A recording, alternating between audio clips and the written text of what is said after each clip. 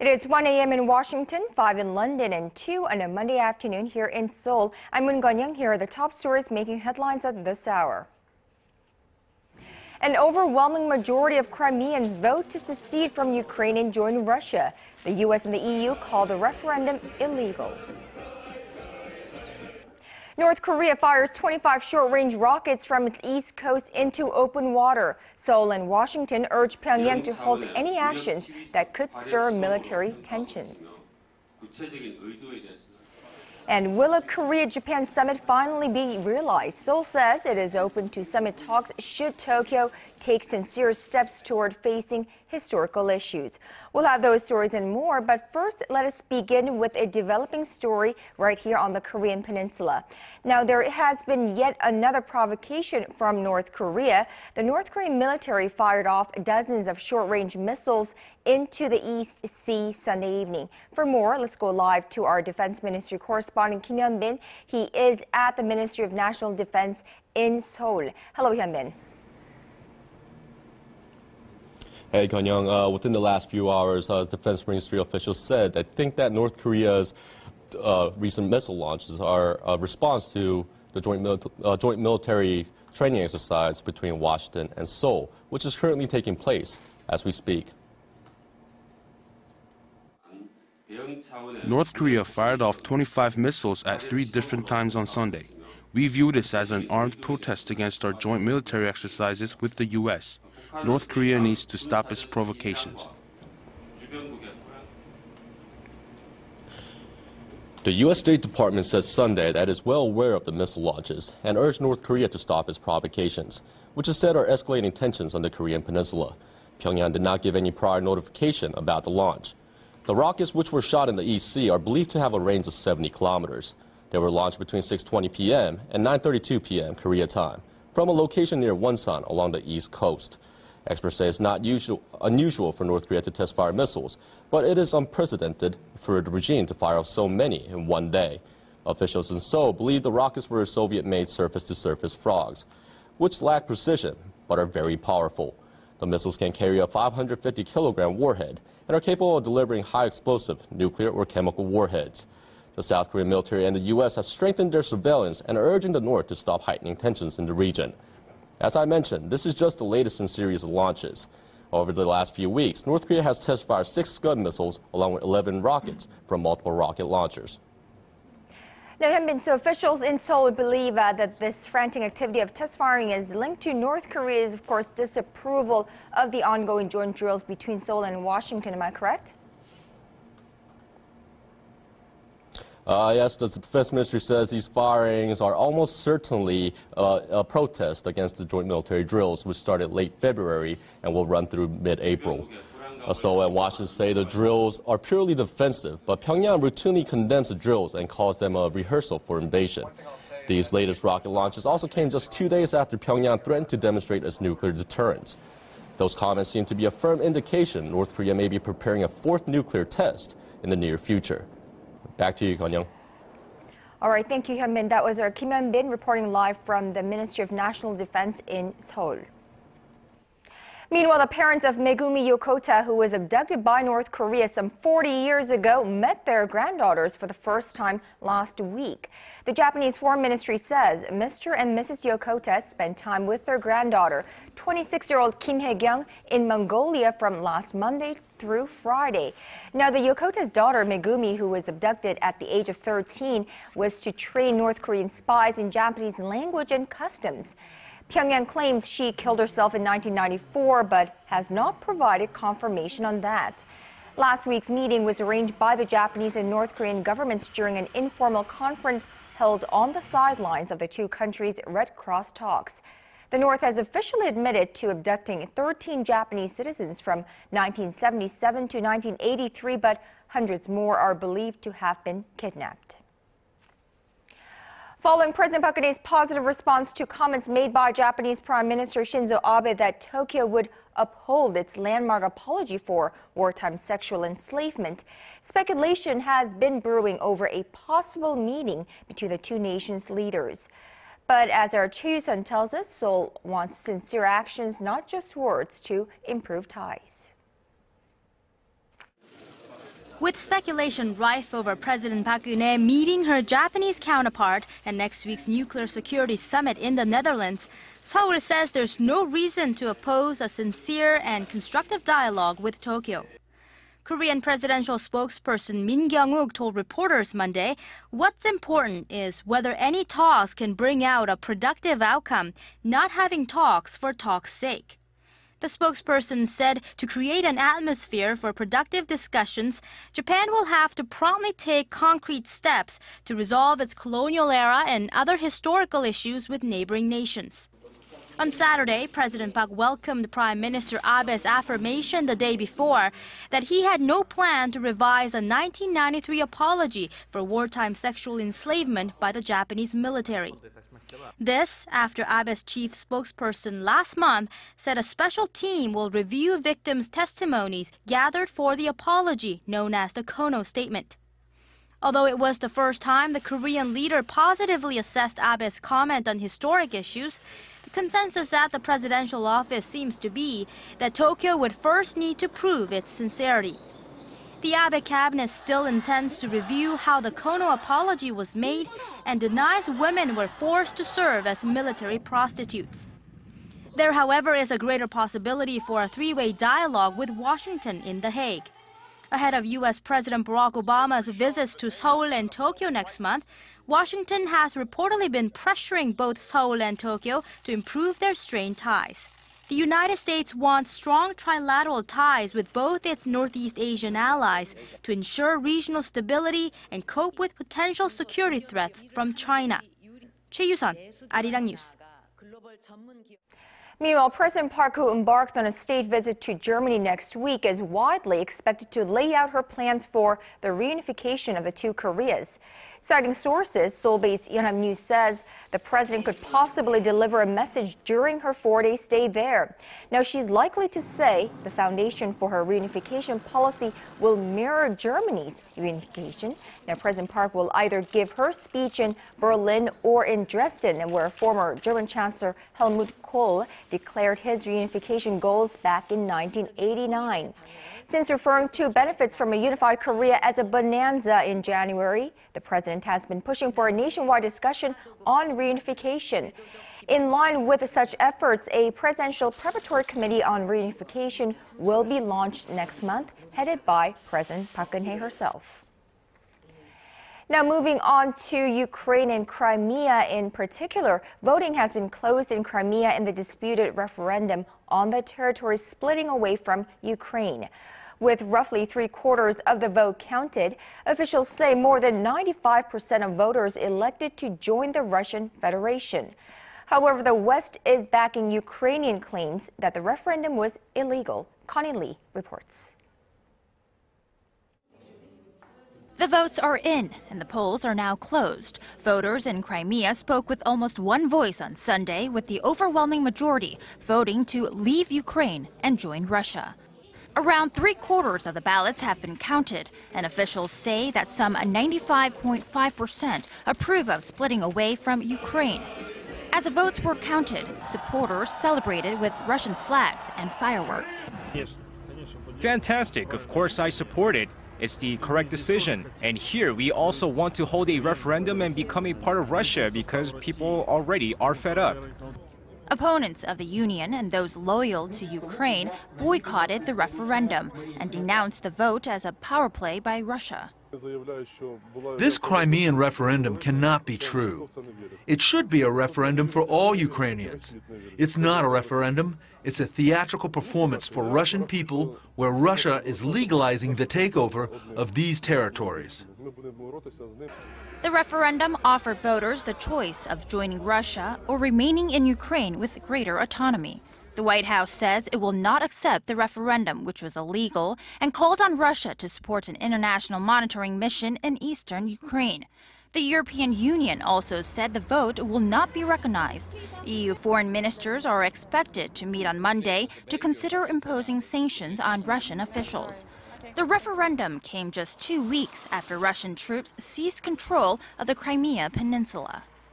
Connie Lee, ARIRANG News.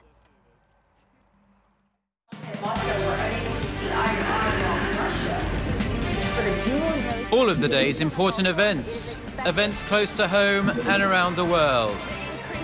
Join Moon Gon-young live from Seoul. Mobile shopping market. For the dual use of the Korean name EC and Japanese name C of Japan in school textbooks in the state of Virginia. Now, what's making headlines here in Korea, a doctor's strike planned for next week may have been averted by a tentative agreement on disputed medical reforms that was reached by the Korean Medical Association and the government. Kwon Soa reports. A second doctor's strike following last week's one-day walkout may have been averted with a tentative agreement reached by the Korean Medical Association and the government. The KMA and the Ministry of Health and Welfare have been in unofficial negotiations since last Friday on the government's plans to reform the medical sector. They reached tentative agreement on a number of issues after marathon talks on Sunday that lasted until midnight and made separate announcements about the talks on Monday. The agreement covers 4 points. The introduction of a telemedicine system that would enable doctors to diagnose and treat patients using remote monitoring and interactive services. The government's plan to let hospitals set up for-profit subsidiaries, reform of the nation's health insurance system, and shorter work hours for medical residents and interns. The KMA and the government tentatively agreed to conduct a 6-month trial run of the telemedicine system in order to test its safety and effectiveness. The system was a major issue that sparked the Medical Association's day-long strike last week. They also agreed to gradually shorten the working hours of medical residents and interns who work around 100 hours a week, which is 20 hours more than in the U.S. The KMA and the government will set up a committee to tackle health insurance reform. Members of the Medical Association will now vote on whether to go ahead with a second 6-day strike slated to start on March 24th, but with the recent agreement, there is a high chance the strike will be cancelled. The association plans to make a decision on the matter in the next 2 or 3 days. Kwon Soa, ARIRANG News. Officials in Korea will launch a fresh investigation into the data leak that hit 3 major credit card companies back in January. The new investigation will focus on an additional breach that affected 80% of the personal information compromised in the first leak. ARIRANG News' Connie Kim reports. Financial regulators will conduct a second special investigation on the 3 major credit card companies swept up in Korea's largest ever data leak. This follows confirmation of an additional breach late last week. The officials will look into how a secondary leak at KB Kookmin Card, NH-농협 Card, and Lotte Card was possible. Disciplinary measures already slapped on the firms may be toughened depending on the probe's findings. In response, the Financial Supervisory Service has launched a 24-hour monitoring system to block any further leaks. The financial regulator confirmed last Friday that 83 million out of 104 million pieces of data leaked in January has been passed on to brokers. January's massive breach compromised nearly half of the population's personal information. The top executives of the 3 companies have resigned, and the firms in question were hit with 3-month business suspensions in February. There are fears the public's information will be sold on websites like this for as little as 10 cents per sale. Financial authorities say they'll establish new systems so that people reporting illegal data distribution can be rewarded, but the government still has a way to go to convince a skeptical public that it's doing all it can to stop these kinds of leaks. Connie Kim, ARIRANG News. Now on to FTA talks. Korea and China began the 10th round of negotiations on a free trade agreement in Korea earlier this Monday morning. Seoul's Trade Ministry says the working level talks will continue for 5 days from Monday through Friday in Ilsan, northwest of Seoul. The 2 parties will continue to discuss a wide range of issues, including investment, regulations, and the goods and services to be included in that agreement. The 2 sides are also expected to discuss intellectual property rights, quarantine regulations, and technical barriers to trade. Seoul and Beijing agreed to abolish tariffs on 90% of all goods traded between them during previous negotiations.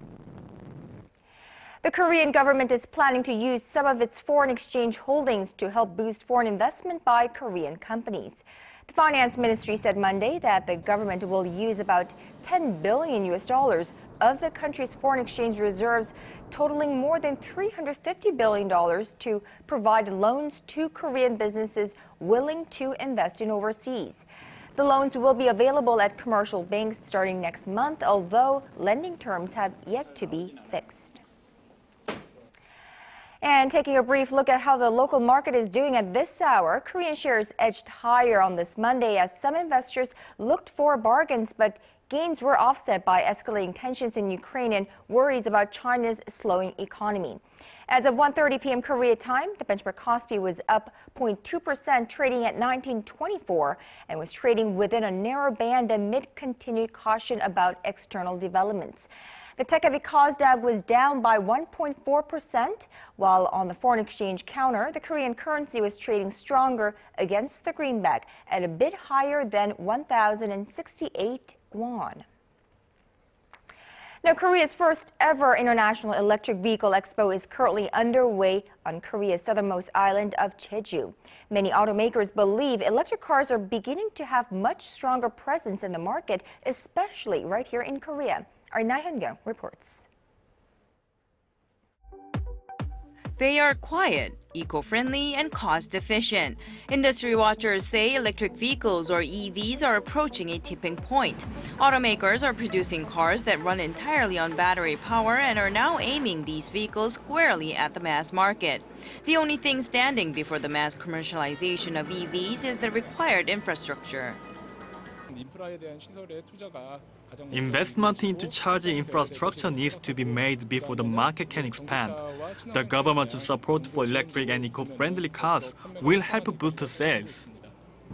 In fact, the Korean government has been and is still pushing to ensure there are more electric cars on the nation's roads. Up until last year, you had to live in one of the 10 cities chosen by the government to receive subsidies for EVs, but that regulation is expected to be lifted soon. The government continues to provide subsidies for those purchasing electric cars like the one I'm driving right now, and including various tax benefits and other incentives. This year you could get up to $22,000 in subsidies, and that will make electric vehicles a little bit more price affordable and attractive for customers. The world's major automakers are speaking with one voice in their push to provide zero-emission solutions around the world. The commercial director of Renault's EV program says Korea's customer dynamic is a plus to its market potential. What is wonderful in Korea is that the customers don't have a lot of resistances. They are very open to innovation, they are very open to new technologies, and they accept to go very quickly there. So we still think that 10% of the market in 2020 is a realistic target for EV. Electric cars have been around for decades, but automakers have never been as excited about their mass appeal and viability as they are now. With investment pouring into enhancing battery technology, market watchers say competition in the EV market in Korea is just getting started. Na Hyun-kyung, ARIRANG News, Jeju.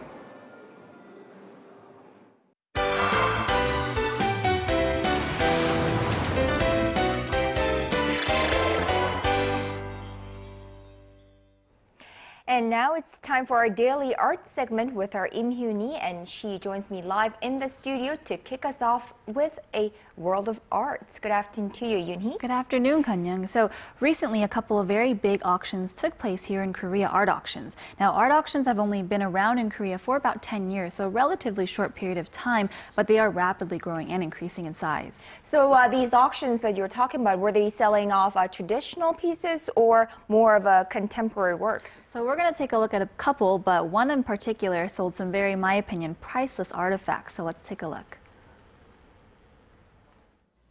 Going once, going twice, sold. The history of the art auction here in Korea is relatively short, but the history of some of the pieces being sold goes back much further. In fact, some pieces even date back to the Joseon dynasty, like this folding screen painting, called Yoji Yeondo. The 10-panel masterpiece depicts a Taoist utopia. And at the 12th auction held by My Art Auction, this piece sold for around $615,000 US. $615,000 it is. The item is sold. But that wasn't the only antique sold. The atmosphere was abuzz with eager bidders. And next up on the block was a Joseon Dynasty chair the king himself used to sit on when he was outdoors. Made with real tiger fur, adorned with gold and shaped like a dragon, this historical treasure is the first of its kind to be auctioned, and it's sold for approximately $350,000. Other 18th century artworks were auctioned off as well, bringing the end of the day total to $5,000 more than expected, for a record total of $2.3 million. We didn't expect this kind of response and couldn't believe how many people wanted to participate in the bidding. Compared to previous auctions, more than twice as many people attended. Since December, the response to art auctions has far exceeded any expectations, sending a burst of energy through the Korean art community.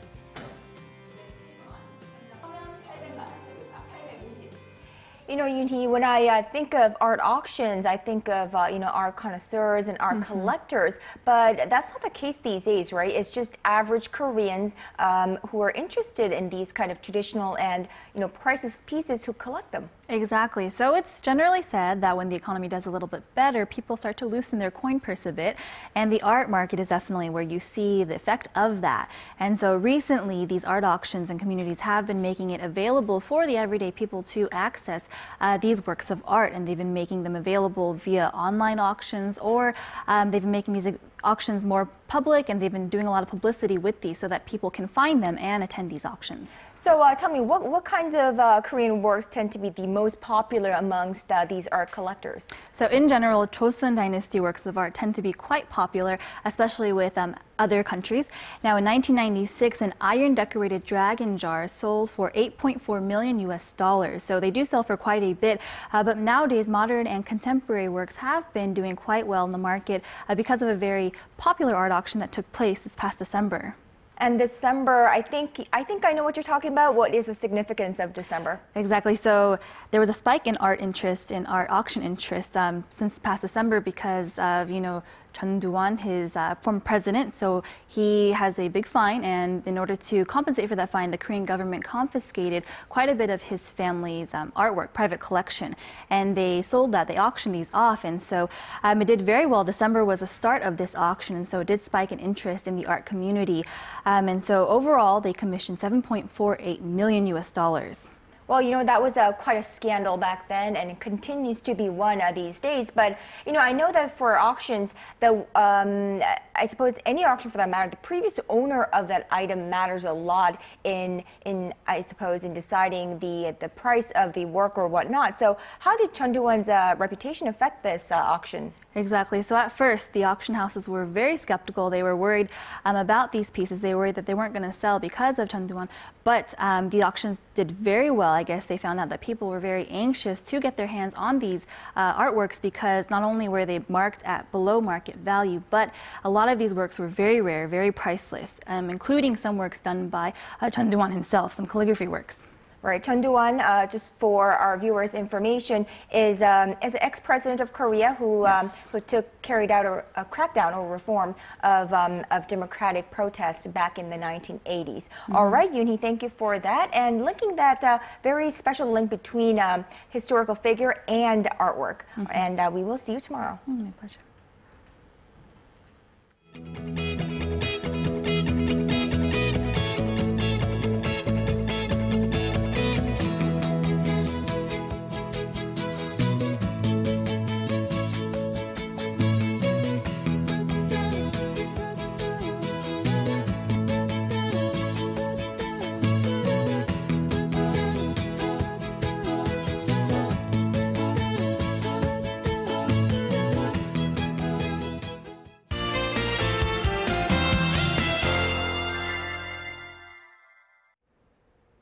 Now, good afternoon. We've started off our week with a warm day here in the capital. Now, we do have some spring showers in the forecast throughout the week, but hopefully they will wash away all the fine dust we had. Now, even with the rain, there won't be much of drops in temperature, so you can still enjoy this warm spring-like weather.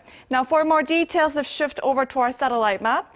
It's getting cloudier as we move further into the day with rain nationwide starting mostly in the late afternoon and going on until the morning. Now going over to our temperature readings, Seoul will top out at 18 degrees in the afternoon. Meanwhile, the southern cities such as Gwangju and Busan will get up to 19 and 18 degrees respectively. Now moving over to other regions, Jeju Island can expect a temperature up to 18 degrees. Dokdo peaks at 15 while Mankumgang tops out at 11. Well, that's all for now. I'm Michelle Park, and back to you, Kanyang. All right, thank you, Michelle, for that. And that's all from me at this hour. Thank you for watching. I'll be back with Business Today at 4 p.m. Korea time. See you then.